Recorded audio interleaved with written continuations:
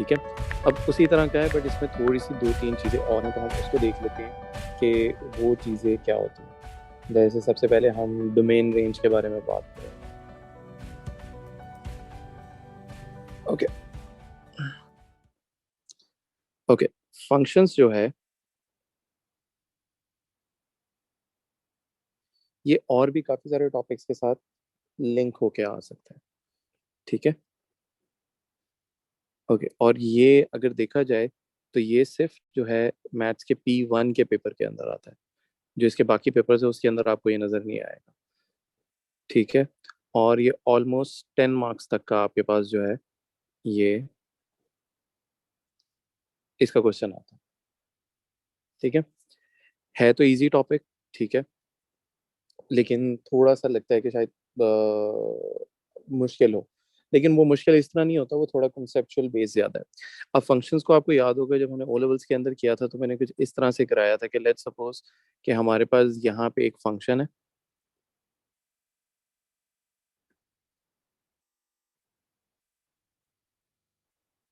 ठीक है, आप उसके अंदर एक वैल्यू डालते हैं जिस इसको हम इनपुट का नाम दे देते हैं।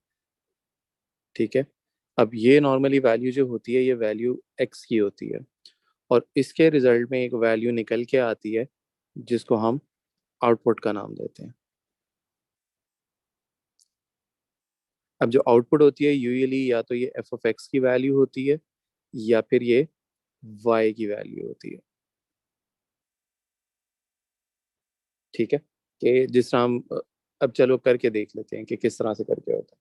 कि लेट्स सपोज कि मैं कहता हूँ कि आपके पास फंक्शन है f of x equal to 5x+3। ठीक हो गया। अब इसके अंदर जब मैं एफ ऑफ वन डालूंगा ना,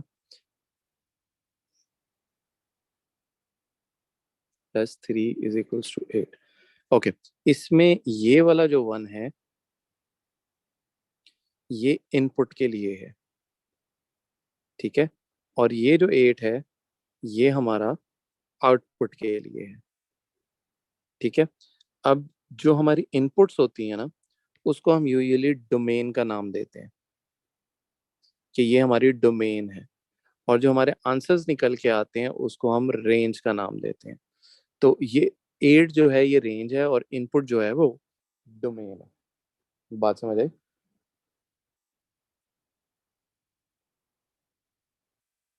जी हाँ जी। बताओ। ठीक है, ये जिस तरह हम ओ लेवल्स के अंदर करते थे ये वैसा ही है। ठीक हो गया। अब इसमें यूजुअली जो डोमेन्स होती हैं वो डिफाइन कर देता है कि वो x is all real numbers, या फिर वो कहेगा x is greater than equal to 1, या एक्स इज लेस देन 3, कुछ भी लिख सकता है। ये जो एक्स के साथ होती हैं ये सारी डोमेन्स हैं।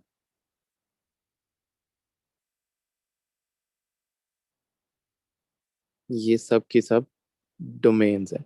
ये डिफाइन करता है कि इस फंक्शन के लिए कौन सी वैल्यूज जो है वो आपकी वैलिड है। ठीक है।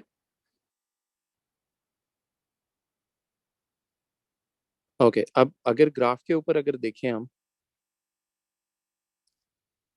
कि लेट्स सपोज कि मेरे पास यूं करके ये लाइन जा रही है, तो अगर आप यहाँ पे देखो कि एक इनपुट के लिए यानी यहाँ से ये एक इनपुट आई और इसके रिजल्ट में यहाँ से ये एक आउटपुट निकल के आई। तो एक इनपुट है और उसके अगेंस्ट एक आउटपुट निकल के आ रही है। सेम यहाँ पे है कि लेट्स सपोज ये हमारी इनपुट है और इसके अगेंस्ट यहाँ हमारी आउटपुट निकल के आ रही है। तो एक्स एक्सेस से हमेशा हमारी डोमेन्स निकलती हैं और वाई एक्सेस पे जो होती हैं वो हमारी रेंजेस होंगी।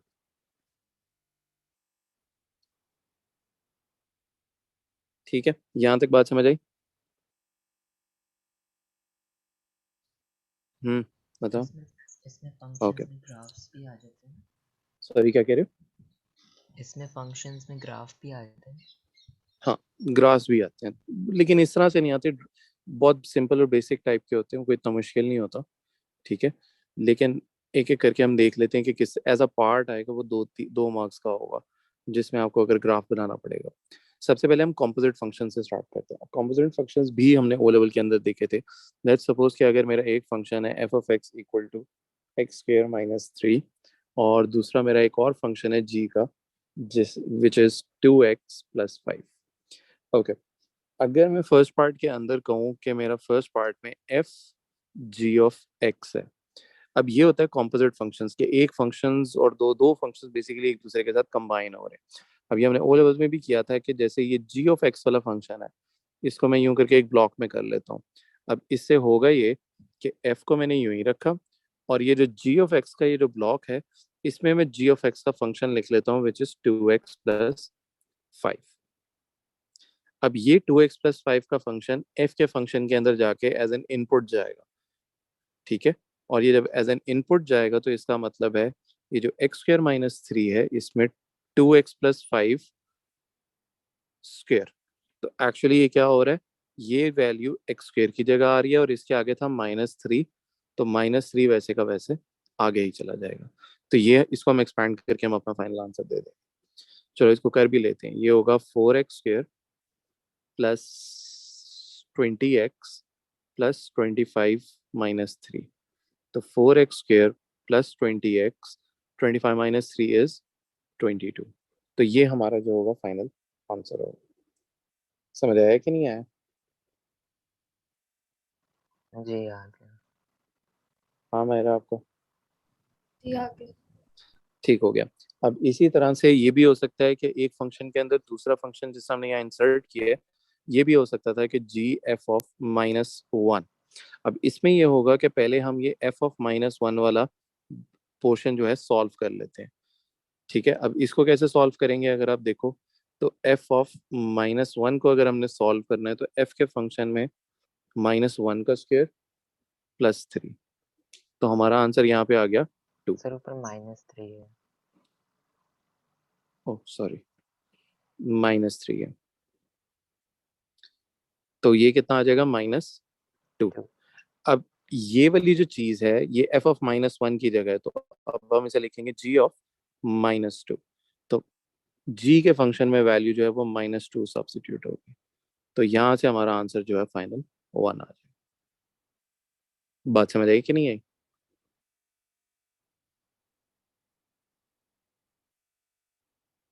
आ गया। ठीक। ठीक हो गया। अच्छा, अब इसी तरह से अगर मैं कहूँ कि हमने इन फंक्शंस के इनवर्स फाइंड करने हैं, हाउ टू फाइंड इनवर्स। अब ये वही सेम टू सेम मेथड वही होगा जो हमने ओ लेवल्स के अंदर पढ़ा था, तो कुछ भी उसके अंदर से डिफरेंट नहीं है। तो अगर मैं आपसे कहता हूँ ए पार्ट में कि ये that you have to find f inverse of x, और बी पार्ट में मैं कहता हूँ कि आपने g inverse of x find करना है। अब स्टेप्स इसके वही होते हैं जो इसके पहले थे। पहला स्टेप क्या होता था कि पुट इक्वल टू वाई, कि आपने वाई के इक्वल पुट करना है, तो ये हो जाएगा y इज इक्वल्स टू। अब हम अपने f के फंक्शन को अगर देखें दैट इज x² - 3।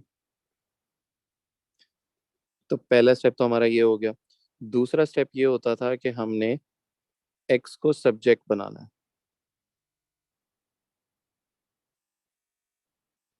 तो y plus 3 equals to x², और स्क्वेयर खत्म करेंगे तो स्क्वेयर रूट लग जाएगा, तो ये आएगा square root y plus 3 plus minus के साथ। और इसी तरह हमारा जो थर्ड और फाइनल स्टेप होता था, इसको हमें क्या करते थे, रिप्लेस y विद x। तो जब हमने अपना फाइनल आंसर लिखना है f इनवर्स ऑफ x का, तो ये वाला जो y है इसको हम रिप्लेस कर देंगे x से, तो हम लिखेंगे स्क्वायर रूट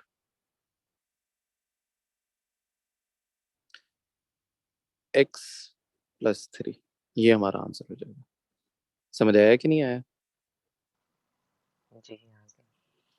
हाँ मायरा आपको? जी। ओके, इसी तरह हम जब g वाले फंक्शन का इन्वर्स निकालते हैं, तो पहला step y is equal to 2x plus 5, 5 को दूसरी साइड पे ले आ जाते हैं, y minus 5 equal to 2x। अब 2 जो उधर मल्टीप्लाई हो रहा था वो इस साइड पे आके डिवाइड हो जाएगा, और लास्ट स्टेप हमारा ये होगा कि हम y को x से रिप्लेस कर देंगे, तो x - 5/2। तो ये हमारा फाइनल स्टेप है। समझ आया कि नहीं आया? जी आ अच्छा, अब इनवर्स जो होता है ना,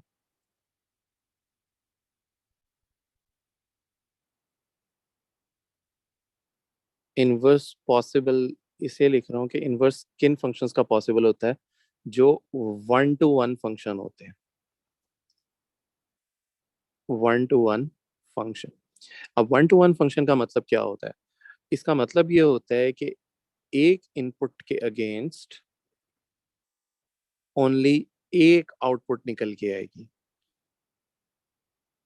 बात समझ आ रही है? जिस तरह हमारा कीबोर्ड होता है, कीबोर्ड के ऊपर अगर हम ए प्रेस करेंगे तो ए ही लेटर आना चाहिए की स्क्रीन के ऊपर। ये नहीं हो सकता कि आप ए प्रेस करो तो उसके अलावा कोई और उसके ऊपर पॉसिबिलिटी हो कि कुछ और आ जाए। ये बात समझ आ रही है कि नहीं आ रही? जी। अच्छा, अगर इससे थोड़ा सा मैं एक्सप्लेन ताकि आप लोगों को समझ आ जाए कि होता क्या है, कि अगर मैं इसको थोड़ा सा आपको ग्राफ के ऊपर समझाऊं कि लेट्स सपोज कि ये हमारा यूं करके एक कर्व मैं बना लेता हूँ यूं, ऐसे।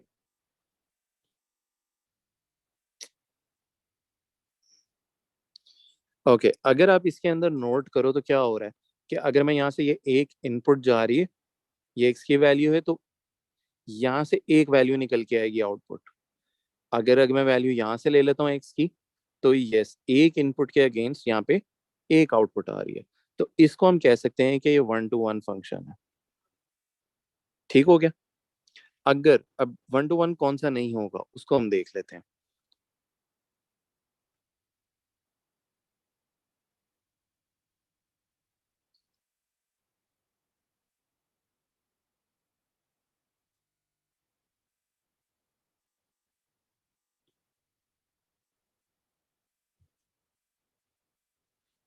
ओके, अगर इस ग्राफ को अगर आप गौर से देखो, लेट्स सपोज कि एक वैल्यू मैं यहाँ से लेता हूँ, उसके अगेंस्ट ये यहाँ पे ये निकल के आ गई। मैं यहाँ से यूं कर लेता हूँ। सिर्फ इमेजिन कर लेते हैं, यहाँ पे 1 है और यहाँ पे 5 है। अगर आप देखो तो यहाँ पे एक और पॉसिबिलिटी ये है कि ये जो 5 की आउटपुट है, ये एक और वैल्यू के अगेंस्ट निकल के आ रही है। ये नजर आ रहा है?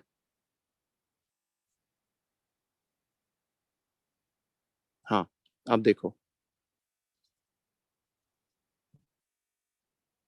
तो ये 1 to 1 नहीं है। बिल्कुल ठीक है, ये 1 to 1 फंक्शन नहीं होगा।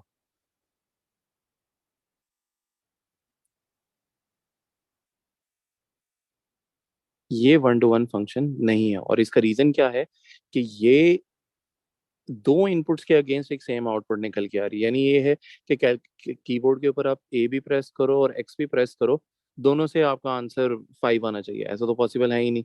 या ए आना चाहिए, ऐसा नहीं हो सकता। ठीक है, एक इनपुट के अगेंस्ट एक ही आउटपुट हो उसको कहते हैं 1 to 1 फंक्शन। बात समझ आई कि नहीं आई? अच्छा, अब इस तरह के क्वेश्चंस के अंदर वो क्या होता है, इसमें जो होता है हमारा डोमेन का जो पार्ट होता है वो बहुत इंपॉर्टेंट हो जाता है। ठीक है, अब डोमेन कैसे इंपॉर्टेंट होती है? लेट्स सपोज कि ये वाला पॉइंट मैं कहता हूँ यहाँ पे ये 4 है। अब मैं कहता हूँ कि अगर मैं यहाँ पे डिफाइन कर दूं x ग्रेटर देन 4, इसका क्या मतलब होगा कि 4 से आगे वाला portion is the only defined region. Domain क्या होती है कि जो वैल्यूज आप दे सकते हो उस फंक्शन को। तो मैं x को कौन सी वैल्यूज दे सकता हूँ? 4 से बड़ी, 4 से छोटी नहीं मैं दे सकता। तो इसका मतलब ये है कि मेरा ग्राफ का ये वाला पोर्शन जो है वो सिलेक्ट हो गया। अब क्या ये 1 to 1 फंक्शन होगा अगर सिर्फ इतना ग्राफ सिलेक्ट होगा? जी। ये देखो, मैं यूं करके बना लेता हूँ।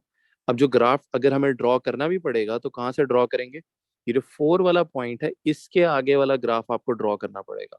और अगर आप इसको देखते हो तो ये क्या 1 to 1 फंक्शन होगा? जी। बात समझ आई? तो होता यह है कि इस तरह का ग्राफ किनका बनता था? एक्स स्क्वायर्स के ग्राफ की शेप ये होती है यूजुअली। तो जितने भी अगर आप देखो, आप कंप्लीटिंग स्क्वायर जिन पे अप्लाई करे वो क्वाड्रेटिक इक्वेशंस है। उन क्वेश्चंस के अंदर आप नोट करोगे तो डोमेन वो आपको देता है, या अगर वो निकालने को भी कहेगा तो वो डोमेन कहाँ से निकलेगी? ये वाला जो पॉइंट है that is the starting point of your domain, जिसके लिए इनवर्स पॉसिबल होगा। याद रखो, इनवर्स पॉसिबल किनका होगा? जो 1 to 1 फंक्शन हो। ठीक है, यानी 1 to 1 का मतलब एक इनपुट के अगेंस्ट एक आउटपुट। तो ये जितने में भी हम क्वाड्रेटिक इक्वेशंस होंगी उनका कंप्लीटिंग शेयर करेंगे, तो ये जो टर्निंग पॉइंट होता है ये आपकी डोमेन डिफाइन करेगा कि डोमेन आपकी कहाँ से स्टार्ट हो रही है, और रेंज भी बता देता है ये आपकी। यहाँ से ये रेंज निकल आएगी और यहाँ से ये डोमेन निकल आएगी। बात समझ आ रही? जी ठीक। हाँ आप बताओ।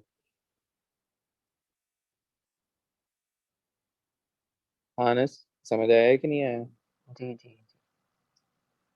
अच्छा, अब इसमें एक चीज और है कि अब आपने ग्राफ ड्रॉ करना है इनवर्स का।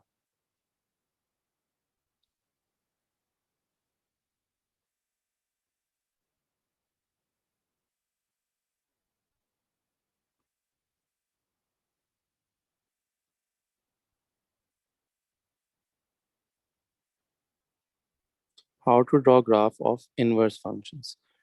ओके, बहुत सिंपल है। इसके लिए मैं बता देता हूँ। इसके लिए ये होता है कि आपको, चलो पहले मैं डिफाइन कर देता हूँ कि मैं कहता हूँ y is equals to x square है, ये मेरा ग्राफ है। ओके, तो अगर देखा जाए तो y equal to x square का ग्राफ कुछ ऐसे बनेगा। ये है y equal to x square का ग्राफ, ये कर्व है।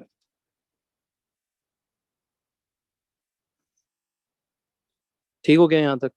अब इनवर्स फंक्शंस बनाने के लिए अब आपने याद रखना है रिफ्लेक्शन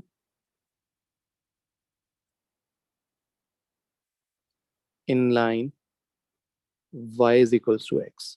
ये रूल होता है कि आपने y is equals to x की लाइन के अंदर आपने रिफ्लेक्शन करनी है। तो लेट्स सपोज ये मेरी लाइन है y is equals to x की, इसको मैं नाम दे देता हूँ ये y is equals to x की है। तो जब आप इसकी रिफ्लेक्शन ड्रॉ करोगे तो देखो y is equals to x की रिफ्लेक्शन कुछ ऐसी होगी। बात समझ आई कि नहीं आई? तो ये हमारा एफ ऑफ एक्स के फंक्शन है और ये है हमारा एफ इनवर्स ऑफ एक्स। ठीक है, और ग्राफ हम किस तरह ड्रॉ करते थे? जैसे अगर कोई रैंडम फंक्शन आ जाए तो उसका ग्राफ हम कैसे ड्रॉ करते थे, याद है? ओ लेवल्स में पढ़ा था। टेबल बना के। गुड, बिल्कुल ठीक है। कोई भी ग्राफ बनाना हो किसी भी फंक्शन का, to draw graph of any function, create the table.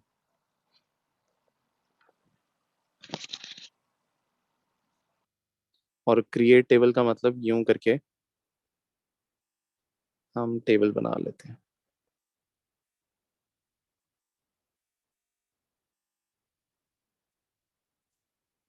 तो ऊपर ये x की वैल्यूज, नीचे ये y की वैल्यूज। तो इस तरह करके आप किसी भी ग्राफ का f ऑफ x का फंक्शन ड्रॉ कर लो, टेबल वैल्यूज डालो, वो निकल आएंगी, वैल्यूज प्लॉट हो जाएंगी। और जब आपने उसके इनवर्स फंक्शन का आपने बनाना होगा ग्राफ, तो आप क्या करोगे, simply y is equal to x के अंदर आप उसकी रिफ्लेक्शन। समझ आया कि नहीं आया किस तरह से करना है ये वाला? जी आगे। हाँ मेरा। जी। ओके, अब चलो हम क्वेश्चन एक ट्राई करके देखते हैं।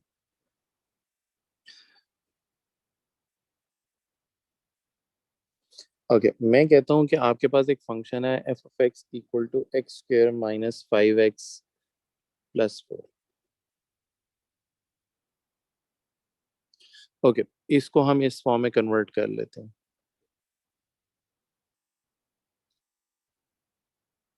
ओके, तो सबसे पहले हम इसका कंप्लीटिंग स्क्वायर कर लेते हैं। तो ये आएगा x minus 5/2 whole square minus 5/2 whole square plus 4। तो ये बन जाएगा x माइनस 2.5 होल स्क्वायर। और इसको हम सॉल्व करेंगे, तुम्हारे पास क्या आएगा?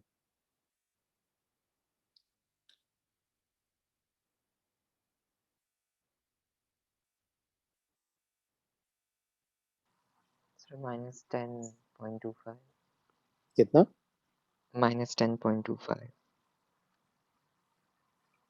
ये तो नहीं आना माइनस चाहिए। 2.25। हाँ, -2.25 आएगा। आपने शायद ऐड कर दिया दोनों को, तो -2.25 आना चाहिए। ठीक है। ठीक है। ओके, सेकेंड पार्ट में मैं चलो आपको कहता हूँ कि अब आप इसको स्केच करो। अब याद देखो, अब एक तरीका तो वही है कि आप टेबल लो और उसको उसी तरह से आप स्केच कर लो। ठीक है, लेकिन ये एक क्वाड्रेटिक इक्वेशन वाला ग्राफ है, तो हमें पता है क्वाड्रेटिक इक्वेशंस के ग्राफ किस तरह के होते हैं।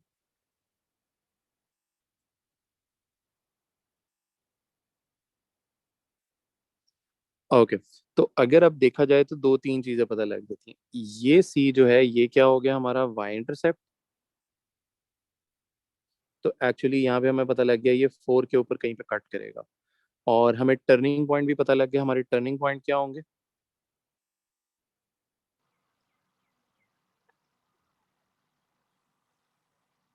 हाँ, टर्निंग पॉइंट क्या होंगे। 2.5 minus 2.5 और 2.25. -2.25। बिल्कुल ठीक था। 2.5 एंड -2.25। तो इसको अगर ग्राफ के ऊपर देखा जाए तो 2.5 यहाँ है और -2.25 यहाँ करके होगा। तो ये मेरा टर्निंग पॉइंट है। तो कर्व का एक पोर्शन यूं ले जाते हैं और दूसरा पोर्शन यहाँ से यूं ले जाते हैं। बहुत खराब बना वैसे।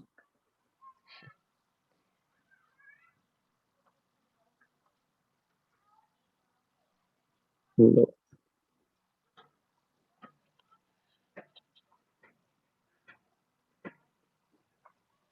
हाँ ये देखो ये हो गया।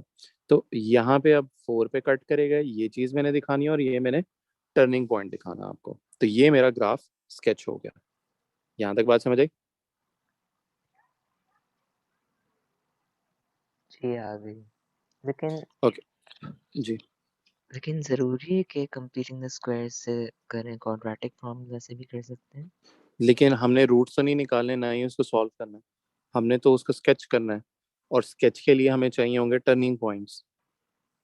ठीक है। ठीक है। तो उसके लिए कंप्लीटिंग स्क्वायर बेटर रहता है। वैसे टर्निंग पॉइंट निकालने का एक और भी तरीका होता था, इफ यू रिमेम्बर, डेरिवेटिव्स भी हम ले सकते हैं। हाँ ठीक है, तो डेरिवेटिव से भी करोगे तो you would get still the same answer, उसमें प्रॉब्लम कोई नहीं है। लेकिन फंक्शंस में जो प्रेफरेबल वे होता है वो कंप्लीटिंग स्क्वायर होता है। और वो इसलिए भी होता है क्योंकि वो यूजुअली फर्स्ट पार्ट के अंदर आपसे कंप्लीटिंग स्क्वायर करवा लेता है, और सेकंड पार्ट में कहता है उसको स्केच करो। तो दोबारा हमें डेरिवेटिव लेने की जरूरत नहीं पड़ती, हम वहीं से देख के कर सकते हैं। ठीक।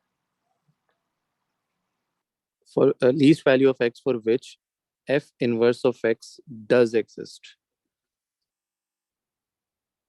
और यहाँ मैं लिख देता हूँ x is greater than equal to a. Okay, b कर लेते हैं, ए के बजाय बी कर लेते हैं, क्योंकि मैंने बी का लेटर ऊपर कहीं यूज नहीं किया। ओके हाँ। तो अब मुझे बताओ कि इसका ग्रेटर देन का मतलब है हमने आगे वाला पोर्शन सिलेक्ट करना है। ठीक है, बट याद रखो एक्स की वैल्यू वो सेम होगी, तो एक्स की कौन सी वैल्यू से इनवर्स पॉसिबल होगा। 2.5. सॉरी, 2.5. बिल्कुल ठीक है, एक्स की 2.5 की वैल्यू के अगेंस्ट या उससे आगे का जो पोर्शन है दैट वुड एग्जिस्ट। तो आप सिंपली क्या लिखोगे, x is greater than equal to 2.5। या ए की वैल्यू अगर मैं पूछूं तो आप ए इज इक्वल टू 2.5 लिख लो। अगर मैं आपको एक्स की इनइक्वालिटी लिखने को कहूँ तो आप उसको इनइक्वालिटी लिख लो। बात समझ आई। A क्या चीज़ है? ए, ओहो, ए, बार बार ए बोल रहा हूँ, बी, ये जो मैं बी यहाँ लिखा था ना, ये वाला, मैंने एक्स की उस वैल्यू को बी का नाम दिया था जहां से मेरा इनवर्स पॉसिबल है। ठीक है। जी ठीक। लेकिन लेटर से हमें कोई फर्क नहीं पड़ता, लेटर बी हो, सी हो, डी हो, उससे लेटर से इट डजेंट मैटर। हम वो जो पूछना ये चाह रहा है कि जहाँ से हमारा जो इनवर्स है वो एग्जिस्ट करता है वो कौन सी वैल्यू होगी एक्स की। सो बेसिकली हम यहाँ से देख रहे हैं कि we need to find the value for the x. बात समझ आई कि नहीं आई। जी आ गई।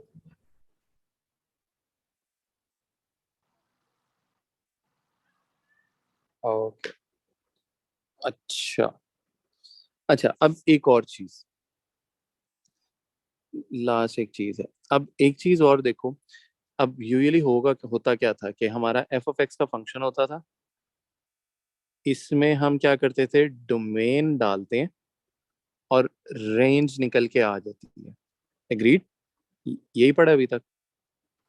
जी। Okay, F inverse of X होता है रिवर्स डायरेक्शन का फंक्शन, ठीक है।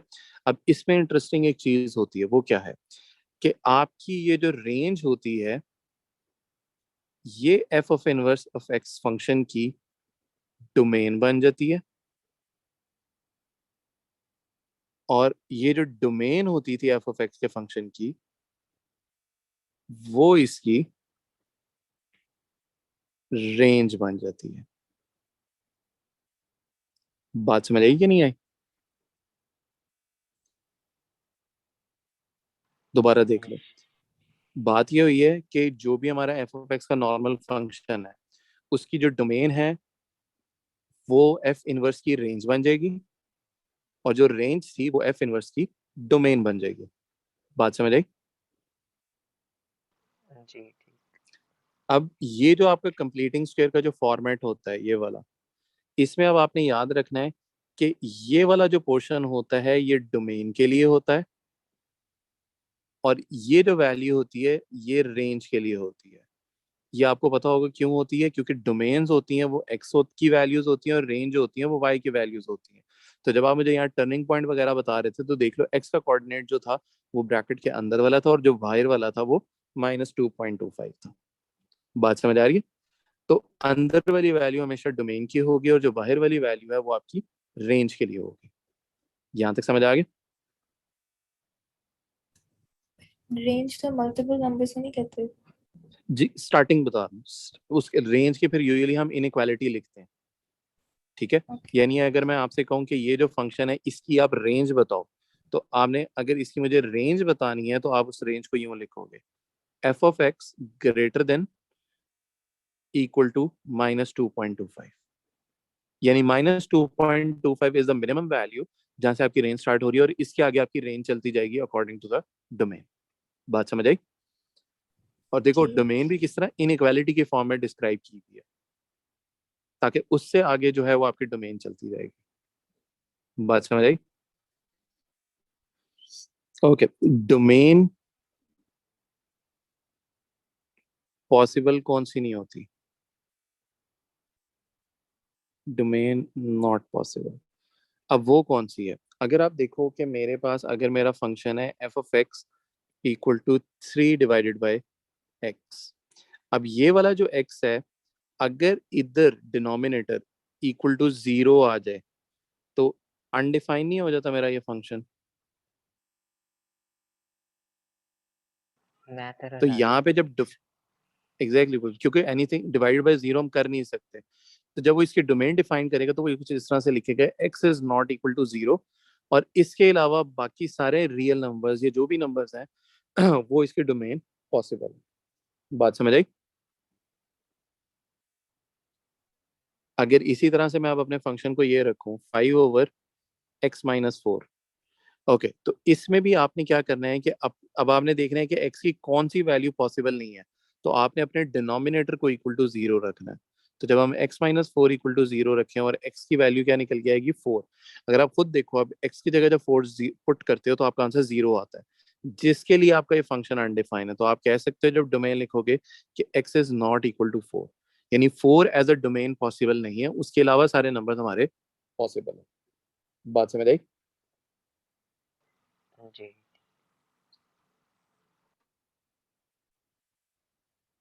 ओके, तो इसके लिए हम क्या कर सकते हैं कि डोमेन के लिए हम क्या कर सकते हैं कि अपना, इसको ना मैं क्या करता हूँ, इसको मैं लिख लेता हूँ denominator.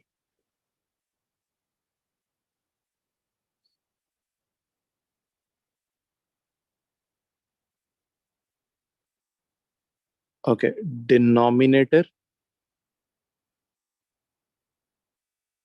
Should not be equal to 0, ठीक है।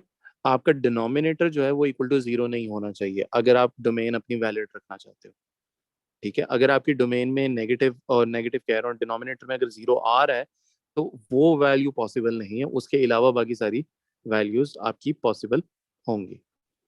बात समझ आई यहाँ तक कि नहीं आई?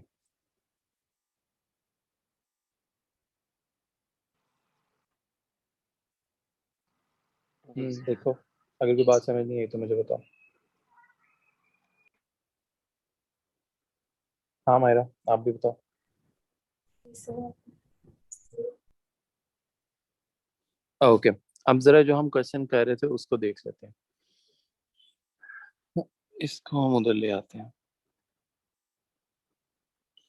ओके, अच्छा तो हम ये वाला अभी क्वेश्चन कर रहे थे। ओके, इसका आप लोगों ने कंप्लीटिंग स्क्वायर किया था पहले पार्ट के अंदर। तो पहले पार्ट का कंप्लीटिंग स्क्वायर क्या आया था, बताते? 2x minus 3 minus 5. 2x - 3 whole square - 5। ठीक हो गया यहाँ तक? तो ये हमारे फर्स्ट पार्ट का आंसर आ गया। अब बी पार्ट में वो कहता है कि ये सेम फंक्शन है, x is greater than equal to k, it is given that f is a 1-to-1 function. तो यानी इसका इनवर्स पॉसिबल होगा। Smallest possible value of k क्या होगी? अब याद रखो k क्या है, अगर आप गौर से देखो तो ये x की वैल्यू है k। तो अगर आप यहाँ से x की वैल्यू देखते हो तो अब बताया था x की value is known as to be domain, और जो अगर रेंज होती है वो y की वैल्यू होती है जो बाहर होती है। तो अगर मैं आपसे डोमेन k की वैल्यू पूछूं तो k की वैल्यू क्या कहोगे? 3. 3. गुड, बिल्कुल ठीक कहा। तो k की वैल्यू हमारी 3 होगी। यहाँ तक बात समझ आई? How do we know that this is the smallest one? Okay, आगे कैसे स्मॉलेस्ट वन है, अगर आप खुद इमेजिन करो कि अगर हम इसका ग्राफ बनाते हैं, इसका टर्निंग पॉइंट देखो तो दैट इज 3 - 5। Okay agreed. तो इसका ग्राफ कुछ ऐसे बनेगा। ठीक हो गया, यानी 3 यहाँ पे होगा और -5 यहाँ पे होगा, यानी इस वैल्यू से आगे की values would be possible, right?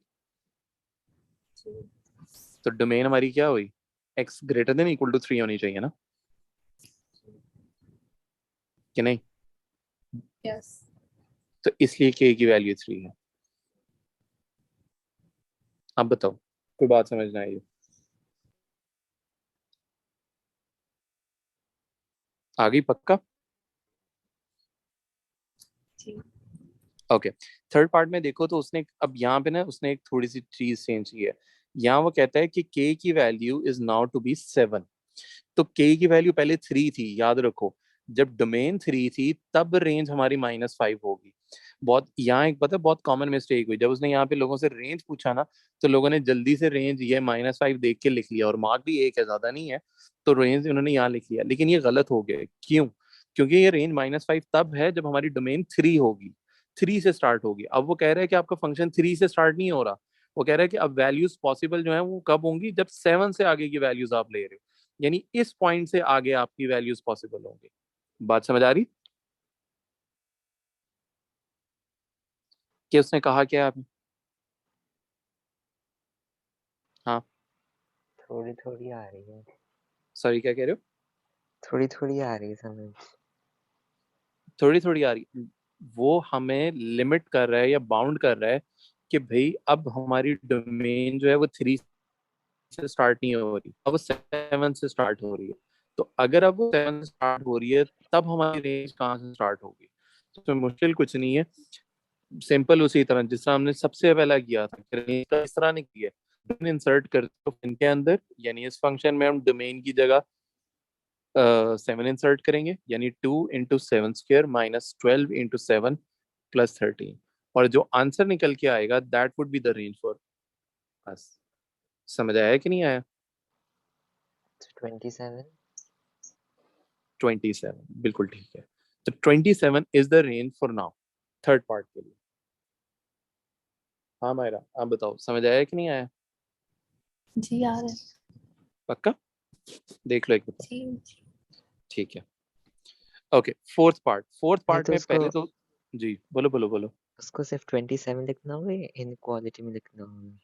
आप उसने क्या कहा, find the range of F, आपने रेंज बतानी है, तो आप इसको 27 पे लिख सकते हो, और इसको आप ये भी लिख सकते हो कि f of x greater than equal to 27। ठीक है? ठीक है ठीक। अच्छा, अब इसमें भी देखो, इसमें भी ना बहुत बहुत ये ना वेरी बहुत डिटेल में आपको देखना पड़ता है। डिटेल का मतलब है यानी बहुत छोटी छोटी चीजों का आपको ध्यान रखना पड़ेगा। जैसे फॉर एग्जांपल ये इनइक्वालिटी देखो, ये इनइक्वालिटी है x greater than equal to k, यानी लेट्स सपोज k के बजाय भी मैं इसको 7 लिख लेता हूँ क्योंकि 7 है। अब देखो ग्रेटर देन इक्वल टू 7 है, तो जब आपने रेंज में लिख रहा हूँ तो उसके साथ भी मैं क्या लिख रहा हूँ, greater than equal to 7। But अगर मेरी डोमेन होती x ग्रेटर देन 7, तब आपको रेंज ध्यान से लिखना है ग्रेटर देन 27, उसके साथ भी इक्वल नहीं आएगा। ओके, तीसरे पार्ट में हमने निकालना है इनवर्स। अब इनवर्स देखो किस तरह से निकलता है। अब ये इंपॉर्टेंट है, लास्ट चीज है इसके अंदर। सबसे पहले चीज ये होती है कि आपने y के इक्वल पुट करना है। बट अब याद रखो, जब भी आपके पास इस तरह से ये क्वाड्रेटिक इक्वेशंस होंगी और जिसका आपने बेसिकली इनवर्स निकालना होता है, तो याद रखना आपने हमेशा कंप्लीटिंग स्क्वायर की फॉर्म यूज करनी है। तो जो आपने आंसर फर्स्ट पार्ट में निकाला है, 2, ओके ब्रैकेट के बाहर है, 2x - 3 होल स्क्वायर -5, इसको हम इक्वल टू y पुट करेंगे। आप ओरिजिनल फंक्शन को y के इक्वल पुट नहीं करोगे, उसमें प्रॉब्लम ये होगा कि उसमें फिर आप 100 सब्जेक्ट नहीं बना पाते। इस फॉर्म के अंदर हम इजीली बना लेते हैं। ठीक है, तो ये होगा y+5 2x - 3 होल स्क्वायर। ये जो 2 इधर मल्टीप्लाई हो रहा है, ये दूसरी साइड पे जाके डिवाइड हो जाएगा, तो इसको हम लिख लेते हैं x - 3 whole square y+5 divided by 2। अब स्क्वायर खत्म करने के लिए दोनों साइड्स के ऊपर स्क्वायर रूट ले लेते हैं। जब स्क्वायर रूट लेंगे तो ये रह जाएगा x - 3 is equals to plus minus square root y+5 divided by 2। और लास्ट में ये जो 3 जो सब्ट्रैक्ट हो रहा है, ये दूसरी साइड पे जाके ऐड हो जाएगा। बात समझ आई कि नहीं आई? नहीं तो हर बार y के हाँ इक्वेट करना होगा। हाँ, हर बार y के इक्वल इक्वेट करना होगा। पहला स्टेप यही था ना हाँ कि हाँ y के इक्वल इक्वेट करना है। सेकंड स्टेप ये है कि आपने x को सब्जेक्ट बनाना है। और आपका थर्ड स्टेप क्या था कि आपने इसको हर y को x से रिप्लेस करना है। यही था। जी ठीक। ओके, अब इसमें देख लो, अब छोटी सी चीज, यहाँ पे प्लस माइनस तो अभी तो आ रहा है, इसमें से सिलेक्ट एक ही करना है, सिलेक्ट प्लस या फिर negative, can not be both. पहली चीज ठीक हो गया।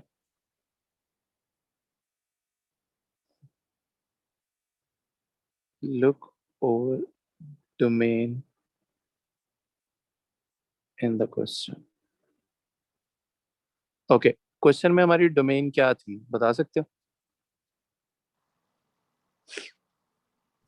x greater than 7.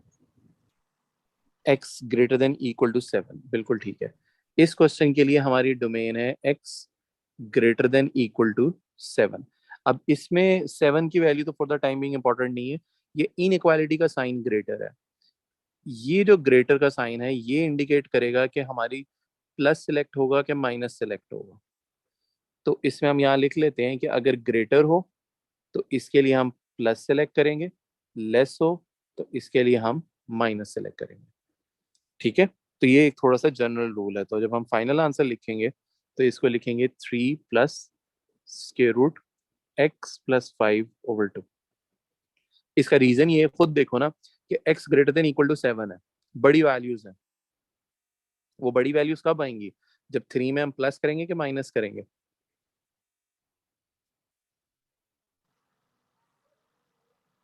जब प्लस हाँ करेंगे। एग्जैक्टली, जब 3 में हम प्लस करेंगे then we would reach the values of 7 and greater than those. But अगर ये लेस देन 7 होता तो उसमें फिर हमें माइनस की तरफ जाना पड़ता। बात समझ आ गई कि नहीं आई? हाँ मायरा। ठीक। अच्छा, लास्ट चीज अब उसने जो पूछी थी यहाँ पे, कि उसने एक तो कहा find an expression for F inverse and state the domain of F inverse. अब रूल क्या था? अभी बताया था कि एफ ऑफ एक्स अगर हमें फंक्शन है, इसमें डोमेन जाती है और रेंज निकल के आती है। ये रेंज जो है वो इसकी डोमेन बन जाएगी। ऐसा ही था। जी अब मुझे बताओ कि इस क्वेश्चन में हमने प्रीवियस पार्ट के अंदर हमने ये रेंज निकाली थी, वो रेंज क्या थी? 27। नजर आ रहा है? जो थर्ड पार्ट में हमने निकाली थी रेंज,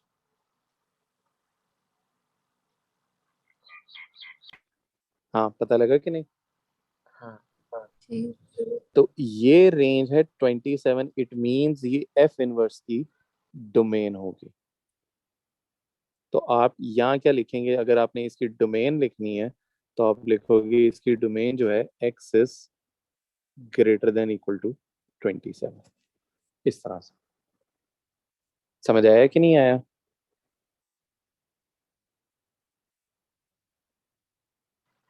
जी हाँ जी। ठीक है।